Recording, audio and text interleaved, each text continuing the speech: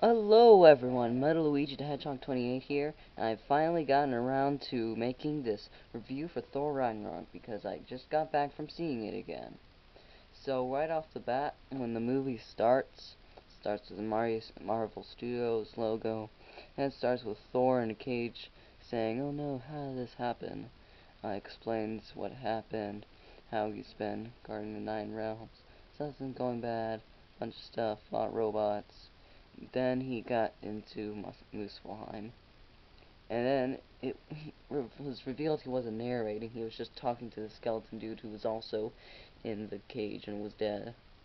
So then he falls out of the cage, all chained up and hanging from the chain, and he proceeds to talk to the villain Surtur, the king of the fire demons and ruler of Muspelheim. I just like saying that. And then, is this hilarious gag where he's just talking to him and he's spinning around in the chain. He swears he's not doing it. And then, after talking about stuff like Ragnarok and how, he's going to bring it on. Oh, for your information, Ragnarok is the destruction of Asgard and death of the gods in, Greek mythology, so there's a little Greek lesson for you. But he also tells Thor that Odin isn't on Asgard, and he is liable to, Asgard is liable to be taken over, or something like that. So then, after a fight scene where Thor is fighting fire demons, and behind him Mjolnir, who he summoned, or didn't summon, but basically got there, summoned it. I'm just going to say summoned him there. He's fighting fire demons, and in the background, Mjolnir's just whacking the heck out of other fire demons. So it's like Thor has Mjolnir fighting. Thor is fighting fire demons here, while Mjolnir's just going around hitting dudes. So eventually, Thor stops Surtur and gets the skull, kind of kills Surtur and gets his skull and crown, and tries to bring it to Asgard, but cuts in between that and Scourge trying to, or Scourge the Executioner. Well, not the Executioner then, but at this point Scourge is the guardian of the Bifrost and is kind of in Heimdall's position, trying to impress some ladies on how he's got a lot of stuff from other realms, mostly stuff from Earth. So, cuts in between that and Thor trying to get out, and he's being chased by this giant fire demon. And when Scourge finally gets Thor back, he brings the head of that beast that was, chasing Thor around, and gets it all over the Bifrost room. And all over the ladies he was impressing. So, Thor is wondering why he's there. Why he's there and why isn't Heimdall there. He explains that not Thor. Scourge explains that Odin kind of made him a fugitive after the Dark World, I believe, in that scene where he commits treason to try to get Thor and the others to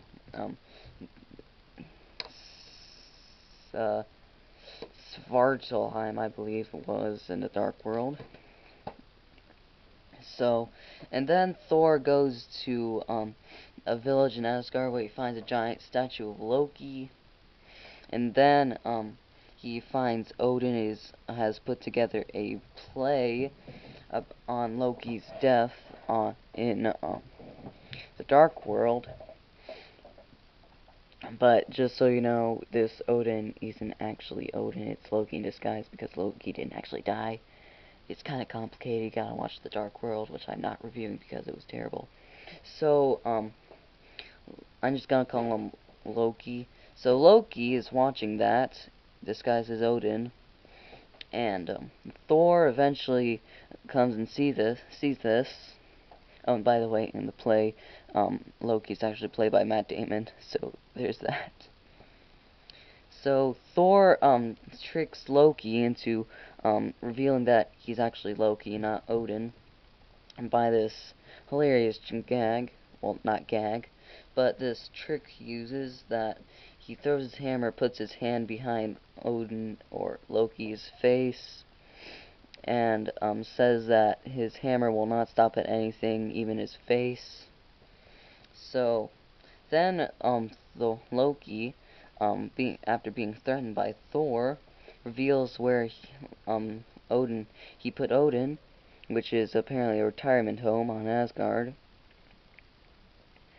So they go there, but the retirement home has been destroyed, and Loki kind of gets captured by Doctor Strange over here. And Doctor Strange leaves a kind of little paper, I guess you could say, of where he lives. So then Thor goes to that place, and there's this hilarious scene where Doctor Strange constantly teleports around, asking Thor why he brought Loki there. Basically, the mid-credit scene of Doctor Strange happens. So then he finds Odin for them, and he releases Loki from where he was, and it was revealed that he was falling that entire time, which was 30 minutes. So Loki comes out of the place saying, "I've been falling for 30 minutes!" So, there's that. So then they go to the place Odin is, which was apparently Norway, and he talks to them about how they must stop Hela, the main villain of this film, because she was imprisoned by him, and his soul was the only thing keeping her imprisoned, and since his time has come, she's not going to be imprisoned anymore. So he dies, Odin that is, and Thor gets really mad at Loki, blames it on him, and they almost fight, but get interrupted by Hela, who just teleports there for some reason. She could have teleported anywhere, but right where they were, sure. And then there's the iconic scene in the trailers. It's not in New York as it would have looked like, but she destroys Mjolnir. Right when he was starting to get really, really handy with him, she just destroys it. And then Loki tries to send them back to Asgard, but he accidentally brings Hela with them, so she knocks them both into Sakaar, the trash planet, where Thor gets captured by Valkyrie, who is a really big drinker. Variety. So she takes him to the Grandmaster. Wait, hold on. Before that scene, there's this fight scene between Hela and all of Asgard, where she just slaughters all of the army. She slaughters the Warriors 3. She probably slaughtered.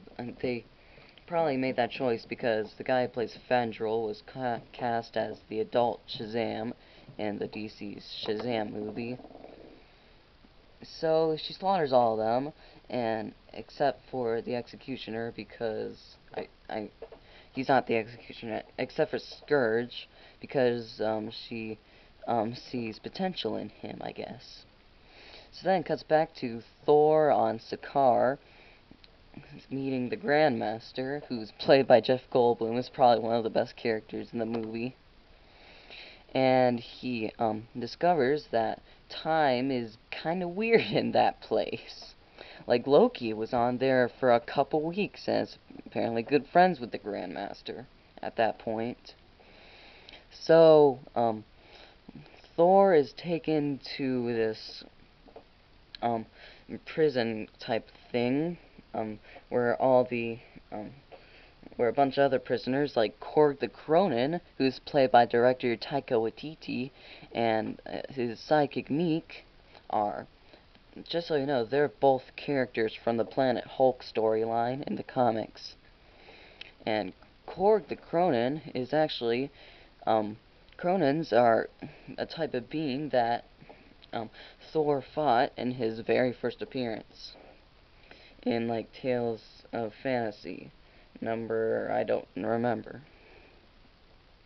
So there's that, and, so, Thor's taken, Thor's, kinda, praying to Odin or something, and then, Loki comes in as a kind of vision thing, as one of his illusions, and says that he placed a large bet against, Thor because apparently the Grandmaster's champion is astonishingly brutal, so he doesn't want to let him down. Oh, that's jazz. Jazz? You like jazz? Okay, back to the movie. So then, Thor's taken to the armory, where, he's said to pick out, where he's supposed to pick out a weapon. Actually, I think before that, there's a scene with, Heimdall taking the Bifrost sword, and Hela kinda getting mad about it, trying to send, people after it, even though she doesn't know where it is or who took it. So she also promotes, Scourge to be her executioner. But there was a scene before that sometime, where she walks into the main hall where the, throne room is, and, she sees the, how things happened on the roof, ceiling, a bunch of lies about all that stuff, all that jazz. All that jazz. Okay, I'll stop. And, she kind of breaks it and shows that she was, Thor and Odin's firstborn and was his executioner, as she says later in the movie. But she actually, tells, the tale about how she was, Odin's weapon against, other places and, other realms, and how she was the brute force, and how, Asgard got built. So, she tells Executioner, I'll just call him Executioner. She tells Executioner about that, and, she also then goes down to the armory, where all of Odin's treasures are. And there's this hilarious, scene where they kind of fix a plot hole. In the original Thor, you could see, for a split second, there was an Infinity Gauntlet in Odin's treasure room. So immediately when they come down, Hela sees that, pushes it over, and calls it fake. She calls the Casket of Ancient Winters weak, calls, Surtur's skull, which they put in there, smaller than she thought it was. She saw the, Tesseract and said it was interesting. But then she breaks through the, floor, goes down to the, this area where a bunch of guards or, soldiers from, her time were buried. And also her pet wolf, I guess, named Fenris. So using the eternal flame she, saw in the treasure room, she brings them all back to life and makes herself an army. So then, Thor is taken to, as I was saying earlier, Thor is taken to, this place where he's preparing for battle against the champion. Grandmaster's champion, that is. And, he talks to Korg about how his hammer, how his hammer was really powerful, how if he spun it really fast, it would, take him off the ground, and, it would take him off the ground, and, he would fly. Now, Korg doesn't entirely understand this. He thinks he rides on the hammer rides him on his back. It would So Thor explains it to him, and then Korg says, you must have had an intimate relationship with this hammer, like you had an intimate relationship with a love. And losing it was almost like losing a loved one.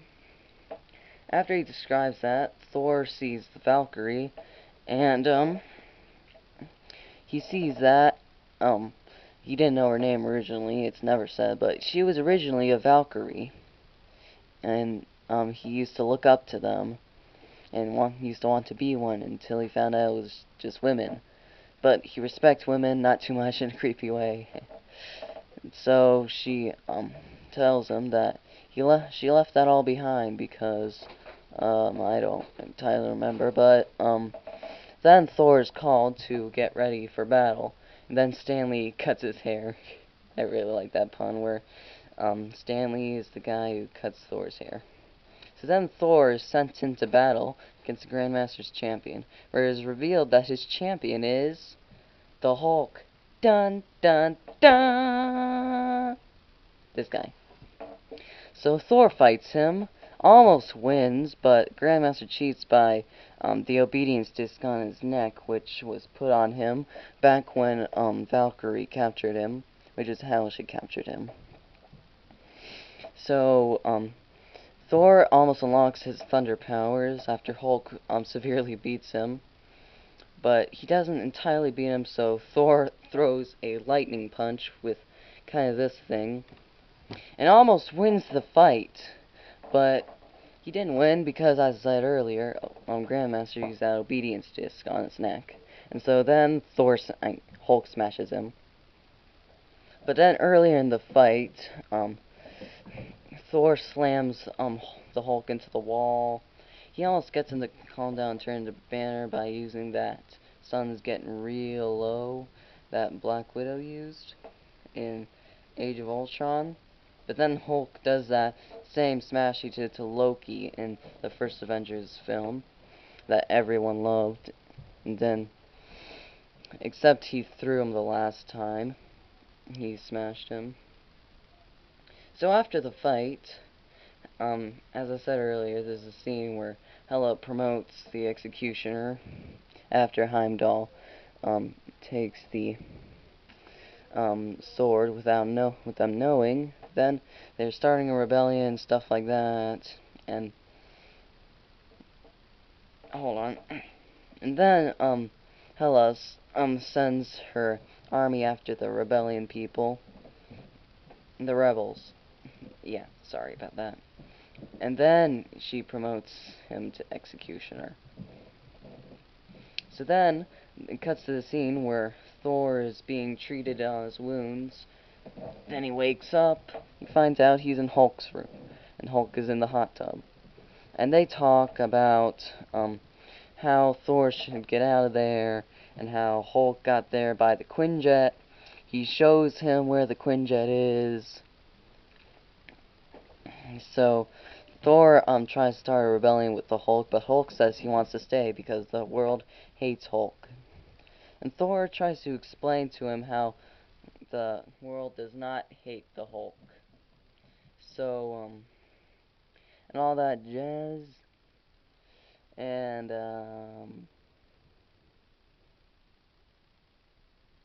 no, actually, then, the scene with the Executioner and Hela promoting him to that. I keep getting that mixed up.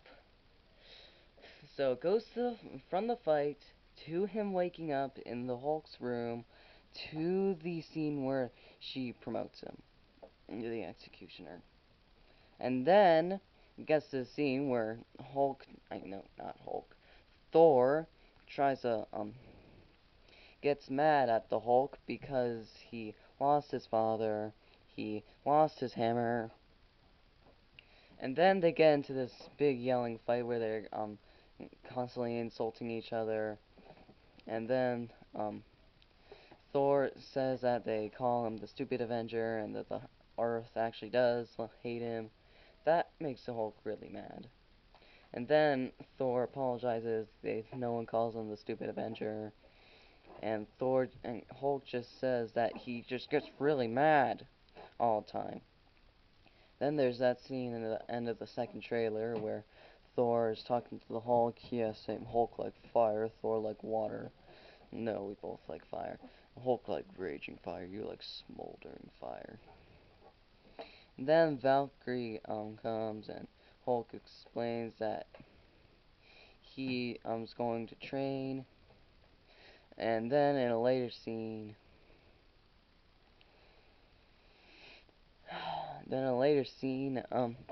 Thor gets Hulk to keep Valkyrie there because those two are good friends. And Thor kind of talks to her about the whole Valkyrie bit, how she doesn't want to get involved in Odin's family squabbles. And how Thor's putting together a team to go out. About him, Valkyrie, and the Hulk. Hulk says he doesn't want to go. Then it's just him, Valkyrie. Valkyrie's just like, I think it's only you. Then she just leaves, and then she still is kind of resistant. And then Thor just kind of tries to break out the window with this ball Hulk was playing with in the background. Tries to break the window with it, but it bounces off and hits him in the face while he's saying, because that's what heroes do. It's pretty funny. And then Thor breaks out, tries to go to the Quinjet, turns it on. He tries to voice activate it with Thor. There's Thor, Son of Odin. There's Thor, God of Thunder. None of them work. Then he says Strongest Avenger. That doesn't work at all. Then he's just like, dang, Stark. Point Break. And then that works. Which is actually a reference to the first Avengers film when Tony Stark called Thor Point Break after their big fight. Like, no hard feelings, Point Break, got me twing. So then the Hulk comes and doesn't want Thor to leave, and kind of destroys the Quinjet from the back. And then he accidentally triggers a video of Black Widow trying to get the Hulk to stop the Quinjet at the end of Age of Ultron, like that sun's getting real, you need to turn this bird around, stuff like that. Then he turns back to Banner.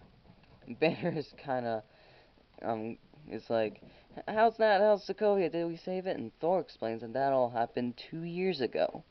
And not Hulk, Bruce Banner is just, he's just really stressed about all this. And the Grandmaster, says over this hologram thing that he lost his champion, and if you didn't know, the champion was the Hulk, and he is trying to desperately find him, and so because Hulk was wearing really big clothes, Bruce Banner was nude, and he had to wear Tony's clothes, and so they're being disguised in the place, and Thor gets this kind of blanket thing over his head, and Bruce Banner's like, "What are we gonna be disguised as?" You know, I'm Tony the Gypsy, because Thor looked like a gypsy. And eventually Valkyrie finds the both of them, but there are these scenes where Bruce Banner's just really stressed about all that, how he never has to fight in the team. Doesn't have to fight in the team. If he turns to Hulk again, he might never turn back to Banner. All that. And then, as I said, Valkyrie finds the both of them and takes them to her place where in an earlier scene, Valkyrie and Loki were sent out to find Thor and the Hulk, and then after that they kind of had a fight where there was this flashback scene about why Valkyrie left, because she originally fought Hela while Hela was trying to escape her banishment, but all the Valkyrie fell except for her. She was just traumatized about that, left Asgard. So, after Valkyrie finds Thor and Bruce, she takes them to her place where she has Loki tied up in chains. And they talk about how they need to, how Thor earlier had a vision where Heimdall told them he could see them, but he was on a different planet and needed to go through a giant wormhole to get back to Asgard, which Valkyrie which Valkyrie dubs, excuse my language, the devil's anus.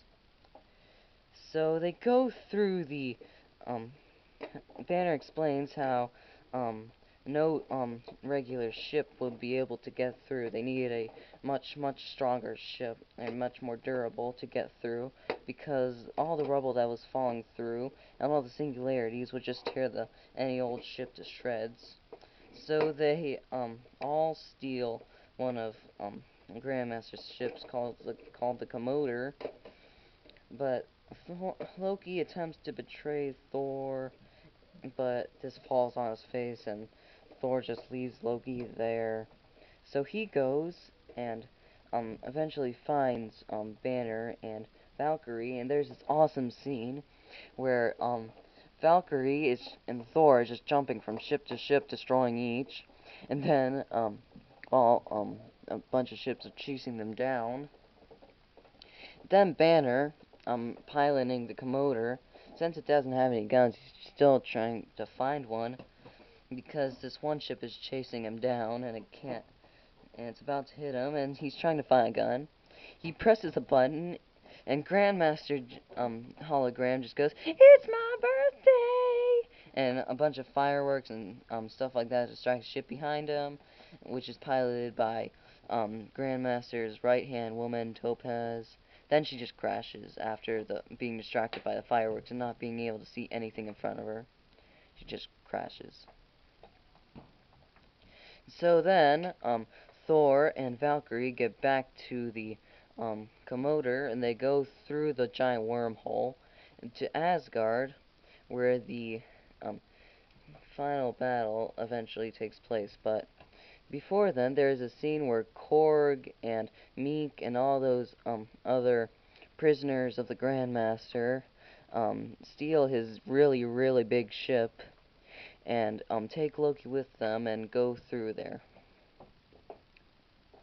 Oh yeah, and Korg starts another rebellion where they go through, where they all escape from the prison and go through the wormhole. So then they get to Asgard, where Thor goes to the throne room to kind of distract Hela so they can get Asgard evacuated and keep Hela from killing more people. So then there's this fight Thor has with Hela, where Thor kinda loses at one point, and Hela kinda slashes his eye out. Like, he loses his right eye. And so there's this fight on the Rainbow Bridge with all the other three, and the remnants of Asgard are trying to escape on the Bifrost, but all of Hela's army and the giant wolf Fenris are keeping them from doing it. So Valkyrie and Banner come in, and they stop them for the most part. Well, not yet, not until a bunch of other people arrive. But for the time being, they're all fighting on the Rainbow Bridge while Thor's fighting Hela. And Bruce Banner makes a bold move, turns to the Hulk, and and just throws Fenris Wolf off of the waterfall after a long fight with him. And then Korg and his merry men and Loki and all those other people arrive on Asgard and join the fight. And eventually Thor loses the fight with Hela, and she's about to kill him, and then he remembers how he has his vision with um, Odin telling him that Asgard is not a place, it's a people, and that Thor was much, much more powerful than Odin. Was much stronger than Odin. And so, after seeing this, Thor uses those lightning powers he used in his fight with Hulk earlier, and just blasts the heck out of Hela. And then he fights all of Hela's army on the bridge, destroys the most of them, while the executioner just like, whoop, I'm screwed, I'm disguising myself as an Asgardian, going with them. And then they get all of the Asgardians onto the giant ship. But then Hela recovers from the giant lightning bolt, and she goes after them. Goes after them herself because her army failed. Well, kind of. Most of it did. Eventually, they all get all the Asgardians on the giant ship that Korg came in. They're trying to escape, but Hela stops them, sends her army onto them. Then Scourge does this redemption moment where he just shoots the heck out of all of Hela's army, with his two machine guns from the first scene in the film he named Des and Troy. So he shoots all of the rest of Hela's army, kills them, and then he dies a hero as Hela throws a sword at him, and it hits him, and he dies. So Hulk is still trying to get up from the waterfall. He hasn't come back into the fight yet. And then Thor and Valkyrie are just trying to defeat Hela, while Thor sends Loki off to bring on Ragnarok, because that's the only way they could win that. So Loki goes into the treasure room. He sees he's trying to bring back Surtur so he can bring on Ragnarok. There's this small scene where he sees the Tesseract from which we all know is the Space Stone. So, and it doesn't show Loki taking that, but I'm pretty sure he does, because he probably wouldn't leave that on Asgard because it's too powerful a thing for it to stay on Asgard, because it's going to be destroyed. So I'm pretty sure he took it. So then Loki puts Surtur into the eternal flame and brings him back to life. And Thor and Valkyrie have been defeated by Hela. But then Surtur just comes back the size of a mountain and just destroys Asgard and kills Hela, I'm pretty sure. So then all the Asgardians escape on... All the Asgardians, including Thor, Valkyrie, and Loki, and Hulk, escape on Korg's ship, and Asgard just is destroyed. So, Thor and Loki and all the Asgardians are just... Now they're immigrants. Kind of like the Immigrant Song, which was constantly played in this film by Led Zeppelin. It's a great song, you should listen to it. So, they all are now immigrants, and it ends on that note. Oh, and Thor gets an eye patch, because he lost his eye. So then the mid-credit scene is, Loki asking Thor if it's really a good idea to bring him back to Earth. And Thor's like, yeah, sure, everything works out. Pretty sure everything will work out. Then this just humongous ship, they just encounter this humongous ship, which I'm pretty sure belonged to Thanos. And then that credit scene ends. Then the post-credit scene is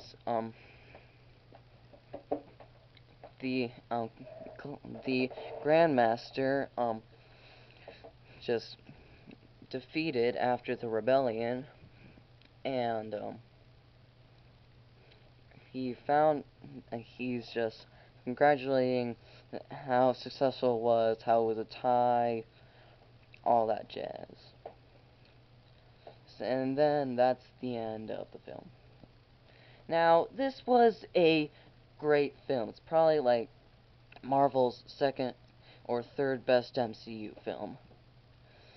Was it perfect? Near close to it.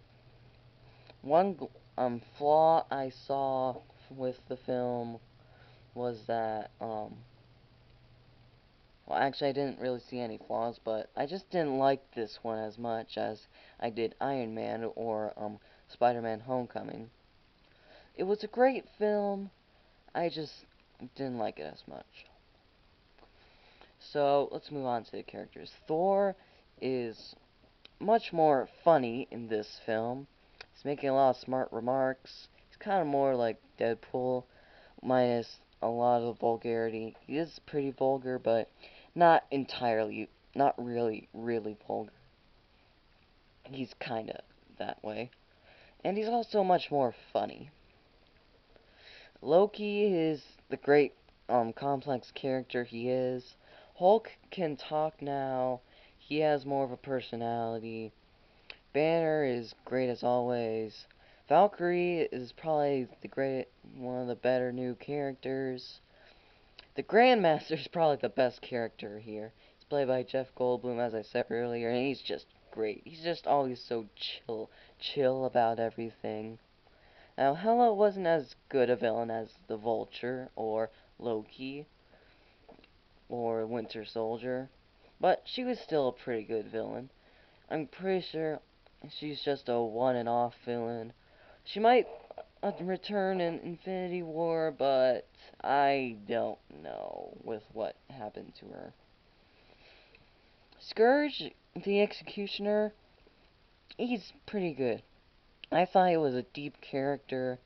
I thought all this stuff he was doing, there was this one scene during, he was trying to find out who, stole the sword. And so Hela picks out someone for him to execute. I just love how he hesitates there. It's like, he's going to execute a lady, he's just going like, I can't do this. He's not saying it, but his face just says it all. He actually, has a face of discomfort all the way through this film. But that scene, he just hesitates to execute that lady. It's just the bee's knees. Now, Surtur was your typical I'm going to destroy the world villain. He wasn't used too much. Now, Doctor Strange, I thought they were going to keep him to a limit, but they kept him to more of a limit than I thought they were going to. I mean, he's probably got like 5 minutes of screen time at best. I wasn't counting, but that was probably close. And his scene was funny too, yeah. So, Heimdall, he's a pretty good character. He's typical, I can see everything, I can see we need to keep Asgard safe. Now, Korg is probably the funniest character here. I said earlier, it's played by Taika Waititi, the director of the film. And he's just great. He's a gentle giant. He's just trying to get out of Sakaar. When he finally does, he's just great. So, I think that's about it. Yeah, this was a great movie. I give it a 10 out of 10. Or, no, a 9 out of 10. Sorry about that. 9 out of 10. Would watch again 6,885 times. So, yeah, this is finally here. I finally got around to making this. Thank you all for, watching this. Thank you for 40 subs. It's kind of late for this, but thank you for that. And, I'll see you next time. I'm thinking about watching Justice League sometime. It might be terrible, but I might. Okay. See y'all next week. Bye!